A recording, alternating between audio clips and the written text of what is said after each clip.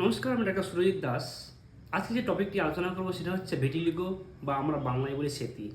আমাদের কাছে অনেক পেশেন্ট আসে সে সেতি রোগ নিয়ে। তাদের গ্রামগঞ্জে শোনা গেছে ছোঁয়াচে রোগ। সেতি বা ভিটিলিগো আদৌ ছোঁয়াচে রোগ নয়। এটি কেন হয় জেনে নিন বা শুনে রাখুন। এক নম্বর হচ্ছে জেনেটিক প্রবলেম, কারণ ফ্যামিলিতে থাকে সেক্ষেত্রে তার হতে পারে। দুই নম্বর হচ্ছে নিউরোলজিক্যাল প্রবলেম, কিছু নার্ভ জড়িত সমস্যার জন্য এটা হতে পারে। তিন হচ্ছে এনভায়রনমেন্টাল প্রবলেম। এনভায়রনমেন্টাল প্রবলেম মানে কি, স্ট্রেস বা আপনার সানবার্ন হয়ে যেতে পারে। তারপরে কখন কেমিক্যাল এক্সপোজার হওয়া যাওয়ার পরে হতে পারে এটা। এবং একটা হচ্ছে ইমিউনোলজিক্যাল ডিসঅর্ডার।